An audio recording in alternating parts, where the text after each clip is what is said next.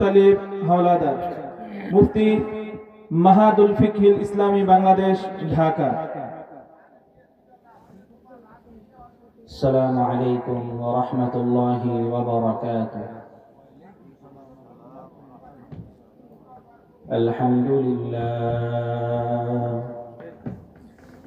আলহামদুলিল্লাহ নাহমাদুহু ওয়া নাস্তাঈনুহু ওয়া নাস্তাগফিরুহ ওয়া নাউযু বিল্লাহি মিন শুরুরি আনফুসিনা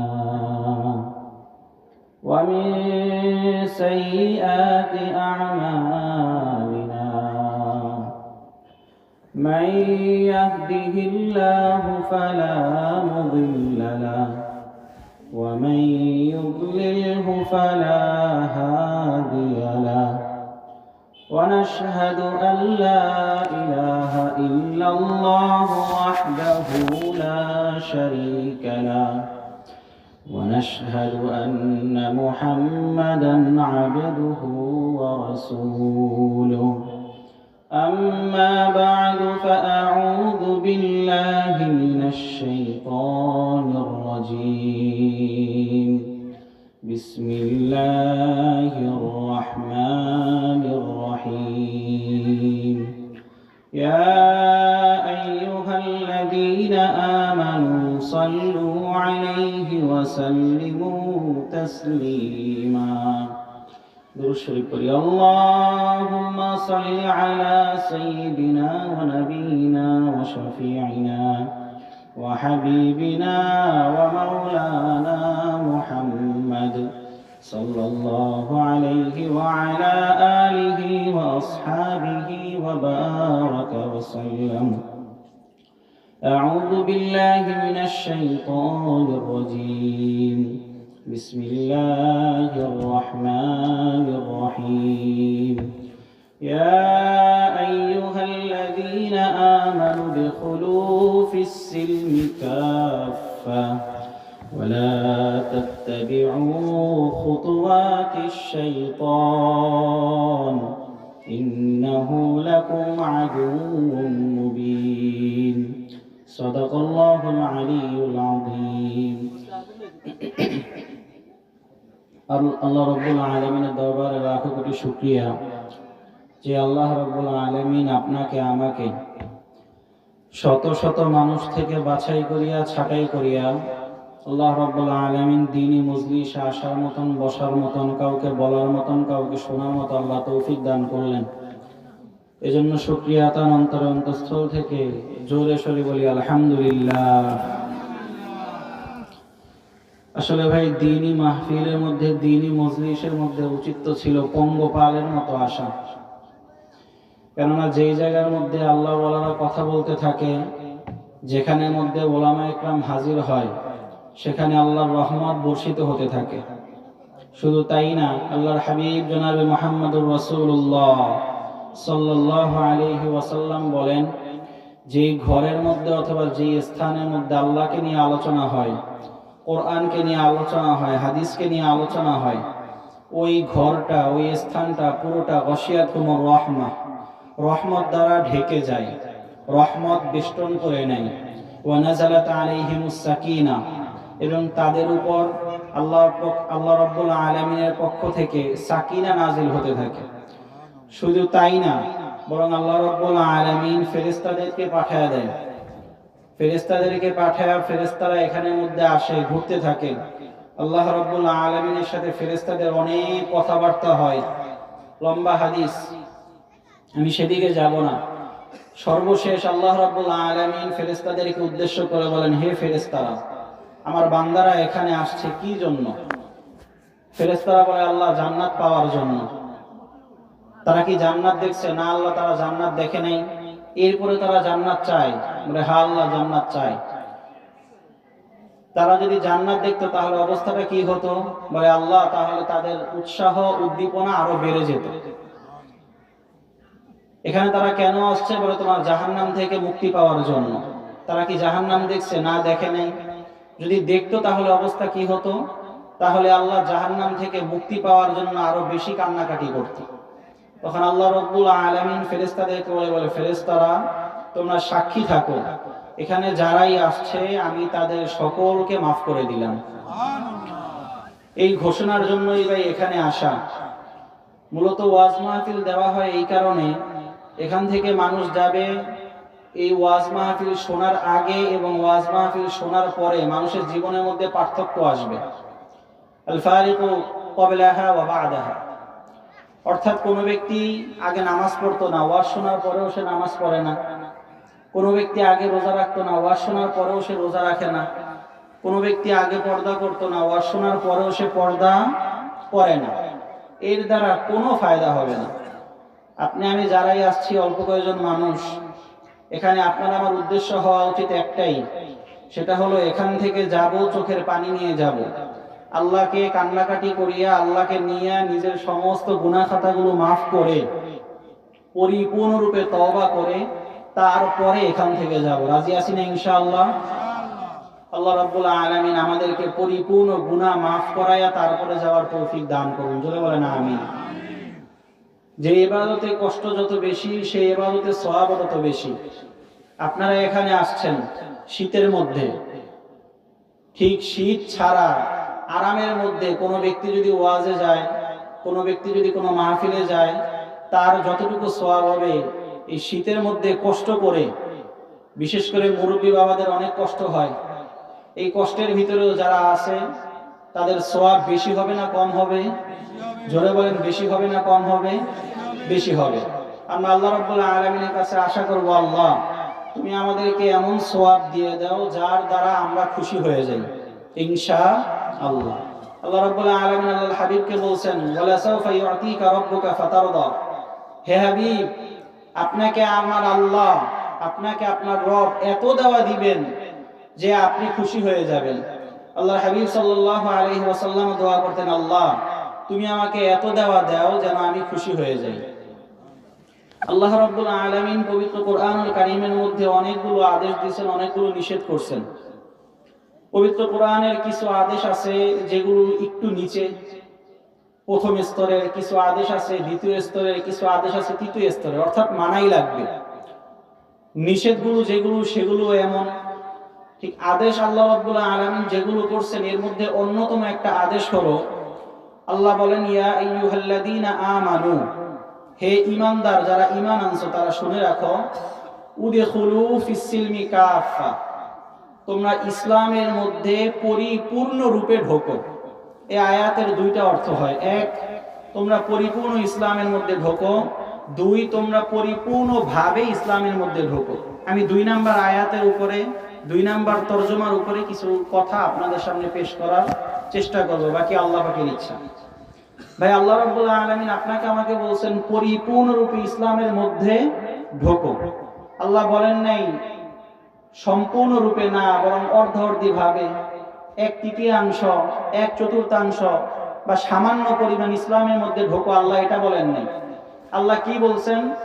ইয়া আইয়ুহাল্লাযীনা আমানু, হে ঈমানদারেরা যারা ঈমান আনছো, উদখুলু ফিস-সিলমি কাফা, তোমরা পরিপূর্ণরূপে ইসলামের মধ্যে ঢোকো। আল্লাহ রাব্বুল আলামিন পবিত্র কোরআনে যে আদেশগুলো দিয়েছেন এগুলোর কয়েক ভাগ আছে। 1 নাম্বার ভাগ আল্লাহ রাব্বুল আলামিন বলেন, হে মানুষ সকল, ইয়া আইয়ুহান নাস, এমন করে আল্লাহ আয়াত নাযিল করছেন, হে মানুষ সকল তোমরা যারা আছো। আবার আল্লাহ কয়েক জায়গায় বলেন ইয়া আইয়ুহান নবী, হে নবীরা। কিন্তু আল্লাহ রাব্বুল আলামিন এখানের মধ্যে খাস করে বিশেষভাবে তাদেরকেই বলছেন যারা ঈমান আনছে। যারা কি আনছে ভাই? ঈমান আনছে। ভালোভাবে বুঝে রাখার দরকার। আপনি আমি যদি ঈমানদার দাবি করি, আপনি আমি যদি বিশ্বাস করি যে আপনি আমি ঈমানদার, তাহলে এই আদেশ আপনার এবং আমাদের জন্য। কি আদেশ? উদখুলু ফিস-সিলমি কাফা, তোমরা ইসলামের মধ্যে পরিপূর্ণরূপে ঢোকো। আচ্ছা বলেন, উদাহরণস্বরূপ বুঝাই। কোনো ব্যক্তি একটা ঘরের মধ্যে ঢুকছে, ঘরের মধ্যে ঢুকছে এমন ভাবে তার 1 পা ঘরের ভিতরে, 1 পা ঘরের বাইরে। আচ্ছা কেউ কি বলবে সে পরিপূর্ণরূপে ঘরের ভিতরে ঢুকছে? বলবে না। বরং ঘরের ভিতরে তখনই পরিপূর্ণরূপে ঢোকা হবে যখন ব্যক্তির দোনো পা এবং শরীর ঘরের ভিতরে ঢোকা হবে, তখন কি ব্যক্তি পরিপূর্ণরূপে ঘরের ভিতরে ঢুকছে। ঠিক তদ্রূপ আল্লাহ বলতেছে 1 পা 2 পা করে না, বরং পরিপূর্ণরূপে তোমরা ইসলামের মধ্যে ঢোকো। একটা মুসলমান, একটা ইমানদারের জিন্দেগি কয়েক ভাগ আছে। ইমানদারের পারিবারিক জীবন আছে, ইমানদারের রাজনৈতিক জীবন আছে, ইমানদারের সামাজিক জীবন আছে, ইমানদারের অর্থনৈতিক জীবন আছে, অনেকগুলো জীবন আছে। আল্লাহ রাব্বুল আলামিন বলেন, হে বান্দা বান্দি, তোমার জন্ম থেকে নিয়ে মৃত্যু পর্যন্ত, তোমার শুরু থেকে নিয়ে শেষ পর্যন্ত, এবং তোমার মাথা থেকে নিয়ে পা পর্যন্ত পুরোটা তুমি ইসলামের মধ্যে ঢোকো। সামান্য পরিমাণ, অল্প পরিমাণ, সামান্য কিঞ্চিত এরকম না, বরং শুরু থেকে নিয়ে শেষ পর্যন্ত পুরাটাই তুমি ইসলামের মধ্যে ঢোকো। আজকাল আমরা এই জিনিসটা বুঝিও না, মানিও না। যেমন দেখা যায়, কথার কথা একটা উদাহরণ বলি, একটা মানুষ হজে গেছে। কোথায় গেছে ভাই? হজে গেল। আচ্ছা, হজ কবুল হয় কিভাবে? ইবনে ওসাইমিন রাহমাতুল্লাহি আলাইহিকে জিজ্ঞেস করছেন, হযরত, কোন ব্যক্তির হজ কবুল হয়েছে আমি বুঝবো কিভাবে? তিনি বলছেন, তুমি ওই ব্যক্তি যে হজ করছে তার জিন্দেগির দিকে তাকাও। আল ফারিক বাইনাল হজ্জি আল ফারিক বাইনাহুমা, অর্থাৎ ক্বাবলাহুমা ওয়া বা'দাহুমা।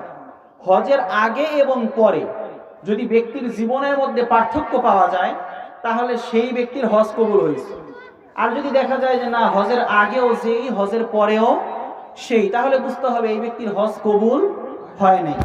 ঠিক তদ্রূপ এই ইসলামটাও এমন জিনিস, এই ইসলাম আপনার আমার ঢোকার আগে আমি থাকবো এক, ইসলাম ঢোকার পরে আপনার আমার জীবন হয়ে যাবে আরেক। ইসলাম আগে আসার, ইসলামের মধ্যে ঢোকার আগে আপনি আমি খাওয়ার সময় চিন্তা করতাম না, পড়ার সময় চিন্তা করতাম না, আপনার আমার বিবাহ শাদীর মধ্যে কোনো চিন্তা নাই, আপনার আমার চাল চলনের মধ্যে কোনো চিন্তা নাই, আপনার আমার বলন চলনের মধ্যে কোনো চিন্তা নাই।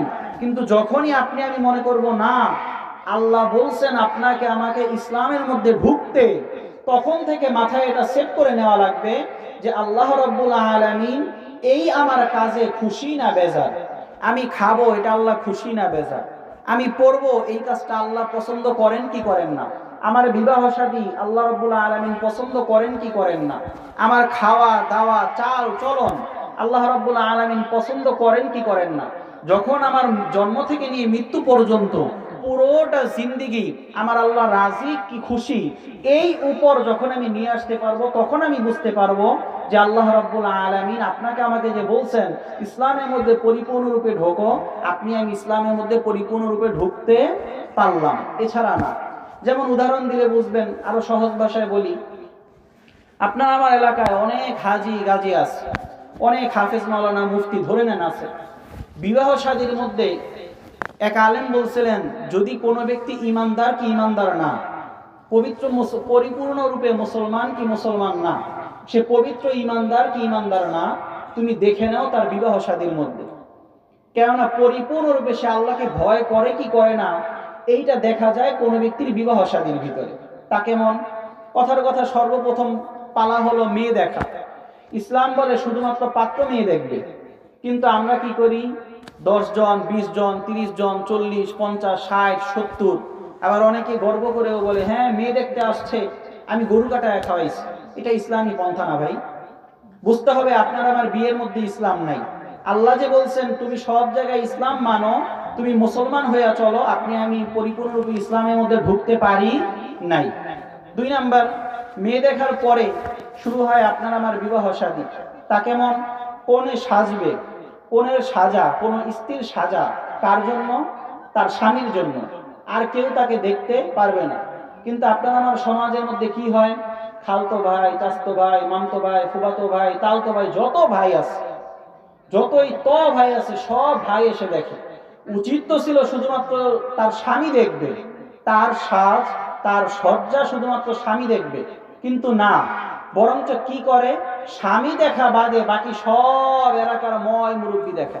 কয়েকদিন আগে আমি একটা বিবাহতে গেছিলাম, আমরা কয়েকজন ওলামা একরাম বসা, আমাদেরকে এক মুরব্বী বলতেছে, আরে বিয়ের মধ্যে মূল তো হলো মেয়ে দেখা, আপনারা তো এখনো মেয়ে দেখেননি, আপনারা মেয়ে দেখে নেন। এটা কি ইসলামের মধ্যে হলো না শয়তানি কাজ কারবার হলো? বিয়ের মধ্যে তো ইসলাম নাই। 3 নাম্বার, বর্তমান যুগে একটা বের হয়েছে হিন্দুয়ানি প্রথা, যেটাকে যৌতুক বলে। তা কি?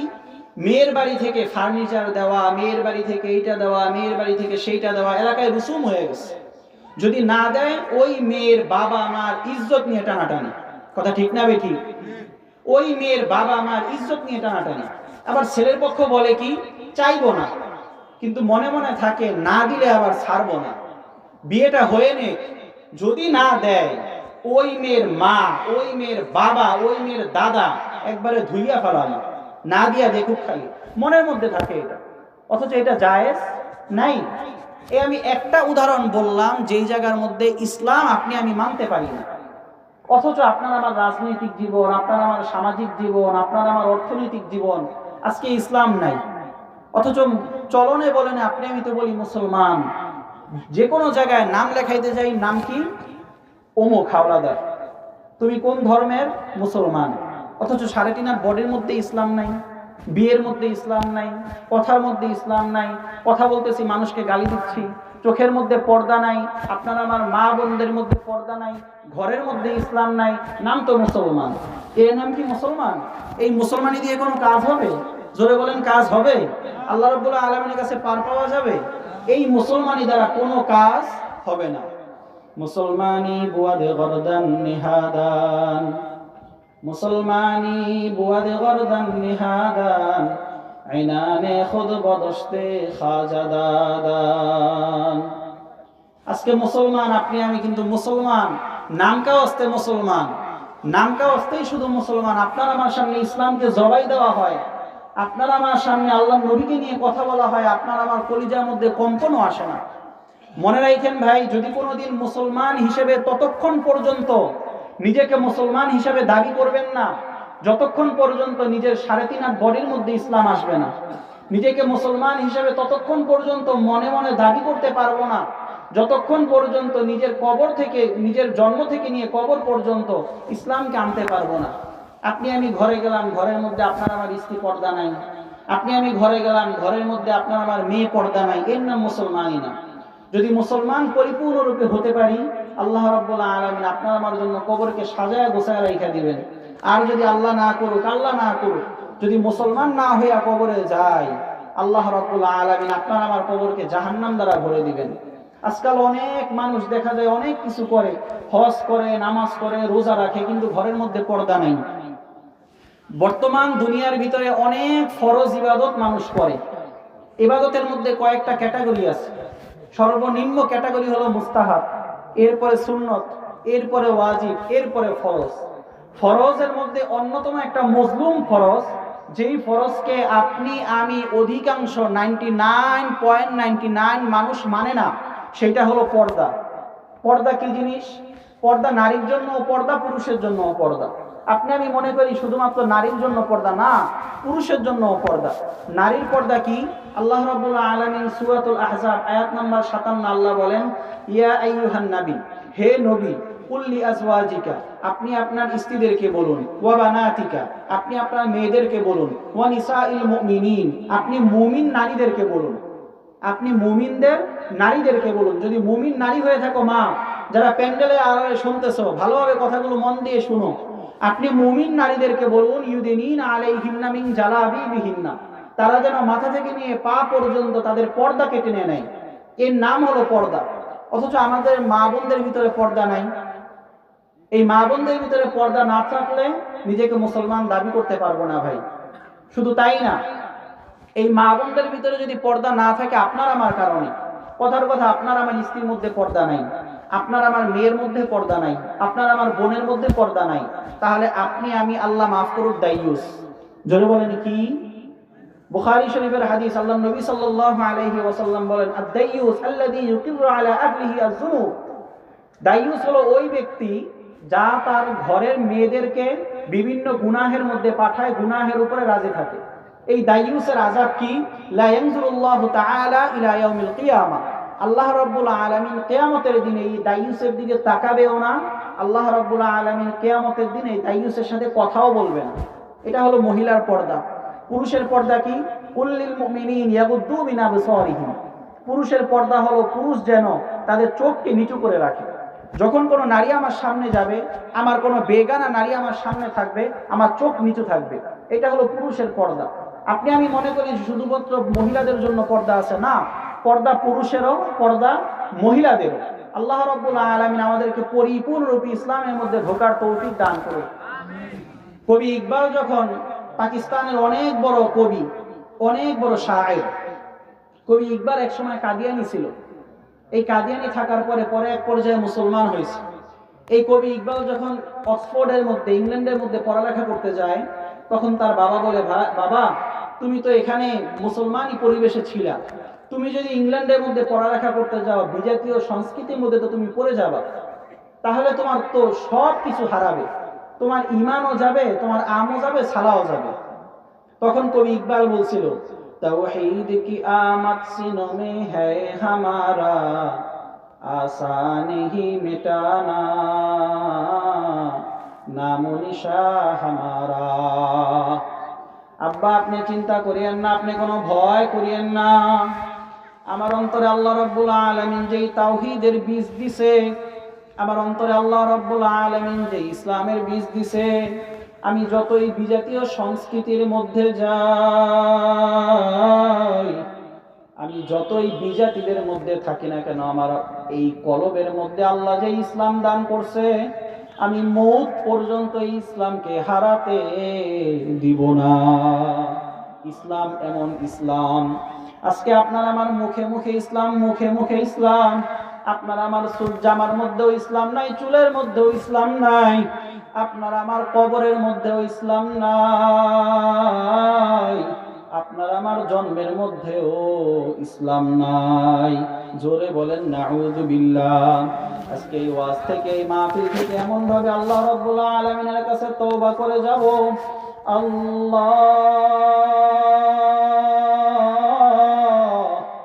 আমরা এতদিন যা করছি, যা করি নাই, আজকে এইখান থেকে আল্লাহ রাব্বুল আলামিনের কাছে এমন ভাবে কান্নাকাটি করে যাব, নিজের 3.5 হাত বডির মধ্যে ইসলামকে ঢুকায়া তারপরে যাব। জোরে বলেন রাজি আছি ইনশাআল্লাহ, আরো জোরে বলেন ইনশাআল্লাহ। দুইটা চক্ষু এমন আছে, আল্লাহ রাসূল সাল্লাল্লাহু আলাইহি ওয়াসাল্লাম বলেন, আইনান লা ইয়ামাসসুহুমা আন-নার, দুইটা চক্ষু এমন আছে যেই দুইটা চক্ষুকে আল্লাহ রাব্বুল আলামিনের জাহান্নাম স্পর্শ করবে না। একটা চক্ষু হলো আইনুন বাকাত মিন খাশিয়াতিল্লাহ, একটা চক্ষু এমন যেই চক্ষু আমার আল্লাহর ভয়ে, জাহান্নামের ভয়ে কান্দে, আমার আল্লাহ রাব্বুল আলামিনকে ডাকতে ডাকতে চোখ থেকে পানি বের করে দেয়। 2 নম্বরে একটা চক্ষু হলো যেই চক্ষু ইসলামী রাষ্ট্রের সীমানা পাহারা দিতে যাইয়া, ইসলামী রাষ্ট্রের সীমানা পাহারা দিতে যে চক্ষু রাত জাগরণ করে, এই দুইটা চক্ষুকে জাহান্নামের আগুন স্পর্শ করবে না। জোরে বলেন সুবহানাল্লাহ। ভাই কবরের জীবন অনেক কঠিন জীবন। দুনিয়াতে যার সম্পর্ক আল্লাহর সাথে হয়ে যাবে, যার পুরো 3.5 হাত বডির মধ্যে ইসলাম চলে আসবে, কিয়ামত পর্যন্ত তার নাম বাকি থাকবে। হযরত রাবিয়া বসরিকে আমরা অনেকেই চিনি। যতদিন পর্যন্ত কিয়ামত আসবে না, যতদিন পর্যন্ত আসমান থাকবে, জমিন থাকবে, ততদিন পর্যন্ত রাবিয়া বসরির নাম এই দুনিয়াতে থাকবে। কিন্তু রাবিয়া বসরির শাসন আমলে যেই সরকার ছিল, যে আমির ছিল, তাদের কারো নাম নাই। কারণ রাবিয়া বসরির মধ্যে ইসলাম ছিল, ওই আমিরের মধ্যে, ওই সুলতানের মধ্যে ইসলাম ছিল না। এই কারণে যতদিন পর্যন্ত রাবিয়া বসরির নাম থাকবে, যতদিন পর্যন্ত আসমান এবং জমিন থাকবে। যদি দুনিয়ার ভিতরে কেউ যদি ইসলাম অনুযায়ী কাজ করতে পারে, কেউ যদি আল্লাহকে নিয়ে কবরে যাইতে পারে, তাহলে দুনিয়া তো আল্লাহ রাব্বুল আলামিন ঘোষণা করে দেয়, হে ফেরেশতারা, 7 আসমানের উপরে ফেরেশতাকে আল্লাহ ঘোষণা দিয়ে দেও, ফেরেশতারা আমি অমুক বান্দাকে ভালোবাসি, তোমরা জানায়া দাও জমিনের ফেরেশতাদেরকে আমি অমুক বান্দাকে ভালোবাসি। ওই 7 আসমানের ফেরেশতা জমিনের ফেরেশতাদেরকে জানায়া দেয় আল্লাহ অমুক বান্দাকে ভালোবাসে। ওই জমিনের ফেরেশতারা ওই বান্দার মহব্বত, আল্লাহ রাব্বুল আলামিনের পছন্দনীয় ওই বান্দার মহব্বত সকলের কলবের ভিতরে এমন ভাবে ঢুকায়া দেয়, সমস্ত দুনিয়ার মানুষ ওই আল্লাহর বান্দাকে ভালোবাসতে থাকে। এই জন্য ভাই দুনিয়াতে যেই কয়টা দিন থাকবো ইসলাম অনুযায়ী থাকবো, ইনসাফ অনুযায়ী থাকবো। যদি দুনিয়াতে সত্য কথা বলিয়া, ইনসাফের কথা বলিয়া, তারপরে যদি আল্লাহর কবরে যাইতে পারি, আল্লাহ রাব্বুল আলামিন কিয়ামতের ময়দান ওই বান্দার হাতে একটা ঝান্ডা দিয়া বলবে, এই বান্দা দুনিয়াতে যতদিন পর্যন্ত চলছে সত্যের উপরে চলছে, এই বান্দা দুনিয়াতে যতদিন পর্যন্ত চলছে আমার আল্লাহর ইনসাফ অনুযায়ী চলছে, খবরদার খবরদার জাহান্নামের আগুন এই বান্দাকে স্পর্শ করবি না। ভাই আপনি আমি দুনিয়াতে কি দেখি নাই? কয়েকদিন আগে যুবক, তোমার আমার মতো যুবক ওসমান হাদি দুনিয়া থেকে চিরতরে বিদায় নিয়ে চলে গেল। কোন মানুষের ব্যাপারে ওলামায়ে কেরামদেরকে এমন কান্না করতে দেখি নাই। মুশতাকুন নবী সাহেব দামাত বরকাতুহুম বলেন, আমি এই ওসমান হাদিকে ভুলতে পারি না। এই বান্দার জন্য মানুষের এত দরদ, এত কান্না, কারণ এই বান্দা দুনিয়াতে আমার আল্লাহর কথা বলছে। ফজরের সময় বান্দা মানুষদেরকে ডাকিয়ে ডাকিয়ে নামাজের মধ্যে চলে যাইতো। বান্দা ইনসাফের কথা বলতো, সত্যের কথা বলতো, দুনিয়ার মধ্যে ইসলাম ইনসাফকে কায়েম করার চেষ্টা করত। যেই বান্দা বান্দি ইসলাম নিয়ে থাকবে, ইনসাফ নিয়ে থাকবে, আল্লাহ রাব্বুল আলামিন কিয়ামত পর্যন্ত এই বান্দার নামকে বুলন্দ করে দিবে। আর যে আল্লাহর বান্দা বান্দি আমার আল্লাহকে বিধানগুলি দেখায়া তারপরে কবরে যাবে, আমার আল্লাহ বলে, হে ফেরেশতারা, এই দুনিয়াতে এই বান্দা বান্দি আমার হুকুম মানে নাই। আমি হুকুম করছিলাম ইসলামের মধ্যে পরিপূর্ণরূপে ঢোক, এই বান্দা বান্দি শুনে নাই। আমি হুকুম করছিলাম হে বান্দা বান্দি পর্দা ঠিক মতো কর, আমার বান্দা বান্দি শুনে নাই। এই বান্দা কবরে আসার সঙ্গে সঙ্গে ফেরেশতারা দুই পাশের মাটি এমন জোরে চাপ মারবে, এক পাজরের হাড্ডি যায়া ওরে আরেক পাজরে মিশিয়া যাবে। নাফরমানের চেহারা শিয়াল কুকুরের মতো চেহারা হয়ে যাবে, জিহ্বাটা নাভি স্থান পর্যন্ত ঝুলিয়া যাবে। আল্লাহ রাব্বুল আলামিনকে ভুলিয়া যদি দুনিয়াতে থাকি, কিয়ামত ময়দানের মধ্যে তোমার উপায় নাই, আমার উপায় নাই। আজকে কোন আল্লাহকে ভুলিয়া, আমার কোন নবীকে ভুলিয়া দুনিয়ার মধ্যে চলতেছি? আমার নবী কোন নবী চিনেন নাকি ভাই? আমার নবী এমন নবী, যেই নবী তায়েফের ময়দানে হযরত যায়েদ ইবনে সাবিত রাদিয়াল্লাহু তাআলা আনহু বলে, আমার নবী যখন সাল্লাল্লাহু আলাইহি ওয়াসাল্লাম তায়েফের ময়দানের মধ্যে আমার নবী রওনা হলেন, কাফেরেরা ডান দিক থেকে পাথর মারে, যায়েদ ইবনে সাবিত ডান দিকে যায় আটকায়। আমার নবীকে বাম দিক থেকে পাথর মারে, যায়েদ ইবনে সাবিত বাম দিকে যায় আটকায়। আমার নবীকে মাথার মধ্যে পাথর মারে, যায়েদ ইবনে সাবিত মাথার মধ্যে হাত দিয়ে রাখে। আমার নবীকে মারতে মারতে আমার নবীর মাথা থেকে রক্ত পড়তে পড়তে পা মুবারকের জোতাটা পায়ের সাথে লেগে গেছে, আটকে গেছে। এরপরে সাহাবায়ে কেরাম রিদওয়ানুল্লাহি তাআলা আলাইহিম আজমাইন বলেন, আমার নবীর কাছে এসে সাহাবায়ে কেরামের এক দল বলেন, আমার নবীর কাছে ফেরেশতারা এসে আল্লাহর রাসূলকে বলল, হে আল্লাহর রাসূল, আপনি শুধু বলেন দুইটা তায়েফের মাঝখানে আমি পুরো তায়েফকে ধ্বংস করে দেই।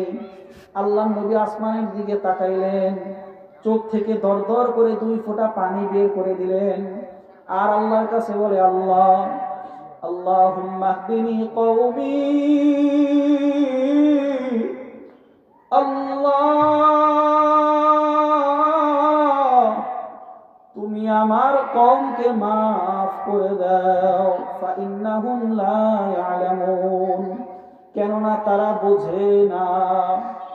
এ বান্দা বান্দি, আল্লাহ পাকের বান্দা, আল্লাহ নবীর উম্মত, দুনিয়াতে যেই নবীর সুন্নতকে সুন্নত মনে করি না, দুনিয়াতে যেই নবীর দাড়ি পোস্ট করতে, যেই নবীর দাড়ি কাটতে, যেই নবীর দাড়ির উপর পোস্ট মারতে তোয়াক্কা করি না, কিয়ামতের ময়দানে আমার নবী সাল্লাল্লাহু আলাইহি ওয়াসাল্লাম যখন সমস্ত নবী চিল্লাইবে আর কাঁদবে, নাফসি নাফসি, মুসা কালিমুল্লাহি নাফসি নাফসি, ঈসা রূহুল্লাহি নাফসি নাফসি, ইব্রাহিম খলিলুল্লাহি নাফসি নাফসি, সমস্ত নবীরা বলবে আল্লাহ আমাকে বাঁচাও, আমাকে বাঁচাও। জাহান্নামের মধ্যে 70,000 ফেরেশতারা 70,000 শিকল দিয়া জাহান্নামকে ধরে ফেলবে। আমার নবী একটাই কথা বলবে, উম্মতি উম্মতি, আল্লাহ আমার উম্মতকে বাঁচা। এই নবীর সুন্নতকে অপমান করি, এই নবীর শানকে অপমান করিয়া, এই নবীর হুকুম আহকাম না মানিয়া যদি আল্লাহ না করুক, আল্লাহ না করুক, কিয়ামতের ময়দানে উঠিয়া যায়, আল্লাহ রাসূল সাল্লাল্লাহু আলাইহি ওয়াসাল্লাম কিয়ামতের ময়দানে হাউজে কাউসারের পানি মানুষকে পান করাতে থাকবে। যেই হাউজে কাউসারের পানি পান করার পরে 50,000 বছরের মধ্যে আর পিপাসা লাগবে না। একদল পানি পান করতে আসবে, আল্লাহ রাসূল সাল্লাল্লাহু আলাইহি ওয়াসাল্লামকে ফেরেশতারা বলবে, আল্লাহ রাসূল আপনি জানেন আপনার এই উম্মত আপনি যাওয়ার পরে ইসলাম অনুযায়ী চলে নাই, আপনার এই উম্মত আপনি যাওয়ার পরে সুন্নতকে জবাই দিয়া ফেলাইছে, আপনি জানেন আপনার এই উম্মত আপনি যাওয়ার পরে আপনার দাড়ির মধ্যে পোস্ট লাগাইয়া দিছে। আল্লাহ নবীর চোখ দিয়ে দরদর করে 2 ফোঁটা পানি বের হয়ে যাবে। আল্লাহ নবী বলবে, সুহকান সুহকান, দূর হ দূর হ। যেই কিয়ামতের ময়দানের মধ্যে কেউ মাজা পর্যন্ত, কেউ বুক পর্যন্ত, কেউ মাথা পর্যন্ত চোখের পানি বের হয়ে, চোখের পানি সাগরের মধ্যে মানুষ সাঁতার কাটতে থাকবে, চোখের পানি শেষ হয়ে মানুষের চোখ থেকে রক্ত বের হওয়া শুরু হয়ে যাবে। ভাই ওই কবরের মধ্যে যাওয়ার আগে নিজেকে সংশোধন করিয়া তারপরে কবরের মধ্যে যাইও। ওই আল্লাহকে বারবার ডাকিয়া তারপরে কবরের মধ্যে যাইও। আজকে দুনিয়াতে কার প্রেমে পড়ছো, কার পাগল হইছো? আমার আল্লাহ এত দয়ার আল্লাহ। আমার আল্লাহ যখন নাকি বান্দা বান্দি দিনে কোনো গুনাহ করে, ইন্নাল্লাহা ইয়াবসুতু ইয়াদাহু ফিল লাইল লিয়াতুবা মুসিউন নাহার, আল্লাহ রাব্বুল আলামিন রাতে 2টা হাত পাতিয়া ডাকতে থাকে, বান্দা আমার কাছে তওবা কর, বান্দা আমার কাছে তওবা করতে দেরি, আমি বান্দাকে maaf করতে দেরি হবে না। ওয়া ইন্নাল্লাহা ইয়াবসুতু ইয়াদাহু ফিল নাহার লিয়াতুবা মুসিউল লাইল, আমার আল্লাহ আবার দিনের বেলা 2টা হাত পাতিয়া ডাকতে থাকে, বান্দা রাতে যা গুনাহ করছো আমি maaf করে দিব, আয় বান্দা আমার কাছে maaf চা। সেই আল্লাহকে ভুলিয়া কোন দুনিয়ার পিছে পড়ছি রে ভাই, সেই ইসলামকে ভুলিয়া কোন দুনিয়ার পিছে পড়ছি। আজকে এই ময়দান থেকে একটা ওয়াদা করিয়া যাব,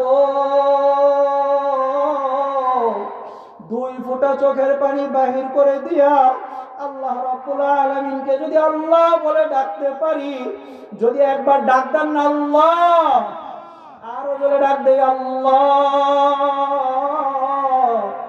যেই দিন চোখের পানি শেষ হয়ে রক্তর পানি বাহির হতে থাকবে, চোখের সমুদ্র না বরং রক্তের সমুদ্রের মধ্যে হাবুডুবু খেতে থাকবে। আল্লাহকে না নিয়ে যদি কবরে যায়, আল্লাহকে না বন্ধু বানায় যদি কবরে যায়, আপনার উপায় নাই, আমারও উপায় নাই। দুনিয়াতে যদি একটা ফোঁটা চোখের পানি বাহির করে দিতে পারি, যখন নাকি বান্দা বান্দির 1 ফোঁটা চোখের পানি বাহির হয়ে যায়, আমার আল্লাহ তখন ঠাক দিয়া বলে, ফেরেশতারা আমার বান্দাকে বল, বান্দা কান্দিস না, বান্দা কান্দিস না, তোর কান্দন দেখলে আমি আল্লাহ সইতে পারি না। কিয়ামতের ময়দানে 7 প্রকার লোককে আল্লাহ রাব্বুল আলামিন স্পেশাল ছায়া দান করবে। এর মধ্যে 1 প্রকার লোক যারা নিভৃতে নির্জনে কান্দিয়া আইনুন বাকাত মিন খশিয়াতিল্লাহ ফাফাজাত আইনাহু, চোখ থেকে দরদর দরদর করে পানি ছাড়িয়া দিত, আল্লাহর কাছে কাঁদতো। শেষ রাতে উঠিয়া মাঝে মাঝে আল্লাহকে বলতো, আল্লাহ, জীবনের দিকে তাকাইলে গুনাহ ছাড়া কিছুই দেখি না রে আল্লাহ, দয়া মায়া করে মাফ করে দাও। আল্লাহ ফেরেশতার গুরজের বাড়ি সইতে পারবো না আল্লাহ, আল্লাহ কবরের মধ্যে আগুন সইতে পারবো না, দয়া মায়া করে মাফ করে দাও। আজকে এইখানের মধ্যে কে কে তওবা করতে পারি? আগামীকাল থেকে নামাজ আর বাদ দিব না, রোজা আর বাদ দিব না, দাড়ি কাটলে আর দাড়ির মধ্যে পোজ দিব না, আমার আল্লাহকে সাথে নিয়া তারপরে কবরে যাওয়ার জন্য প্রস্তুত হয়ে যাব। হে যুবক, কিয়ামতের ময়দানে 7 প্রকার লোককে আল্লাহ স্পেশাল ছায়া দান করবে। এর মধ্যে 1 প্রকার যুবক যারা যৌবন বয়সে আল্লাহ রাব্বুল আলামিনের ইবাদতের মধ্যে কাটায় দিছে। কে কে তওবা করতে পারি আজকের পর থেকে আর কোনোদিন আল্লাহর নাফরমানি করব না ইনশাআল্লাহ? জোরে বলি ইনশাআল্লাহ। আল্লাহকে একবার ডাক দেই, আল্লাহ আমি গুনাহগার, আল্লাহ তোমার এই নেককার বান্দাদেরকে নিয়ে তোমাকে ডাকলাম, আল্লাহ দয়া মায়া করে তুমি আমাদের গুনাহগুলো মাফ করে দাও, দয়া মায়া করে আমাদেরকে মাফ করে দাও। আল্লাহ কিয়ামতের মধ্যে তুমি আমাদেরকে জান্নাতের মধ্যে একত্র করো। আল্লাহ চোখের পানি নিয়ে কবরে যাওয়ার তৌফিক দান করে দাও। দরকার হলে আল্লাহ দুনিয়াতে কান্দায়া নাও, যেই দিন চোখের পানি বদলে রক্ত বাহির হবে রে আল্লাহ, দয়া মায়া করে সেই দিন আমাদেরকে কান্দায়ও না, সেই দিন আমাদেরকে রক্তের মধ্যে হাবুডুবু খাওয়ায়ও না। আল্লাহ দয়া মায়া করে মাফ করে দাও। যা কিছু বলছি সব কিছু ভালো, যা কিছু বলছি আল্লাহ রাব্বুল আলামিনের পক্ষ থেকে, খারাপ যা হয়েছে আমার এবং শয়তানের পক্ষ থেকে, আল্লাহ রাব্বুল আলামিন আপনাকে আমাকে পরিপূর্ণ আল্লাহকে নিয়ে তারপরে কবরে যাওয়ার তৌফিক দান করুন। আল্লাহ রাব্বুল আলামিন জান্নাতে আমাদেরকে একত্রে করুন। আল্লাহ রাব্বুল আলামিন আমাদেরকে চোখের পানি নিয়ে তারপরে কবরে যাওয়ার তৌফিক দান করেন। যা কিছু দুনিয়াতে লাগবে যেন আল্লাহর কাছ থেকে চেয়ে নিতে পারি, আল্লাহ রাব্বুল আলামিন তৌফিক দান করেন। ওয়া মা আলাইনা ইল্লাল বালাগ। আসসালামু আলাইকুম ওয়া রাহমাতুল্লাহি ওয়া বারাকাতুহু।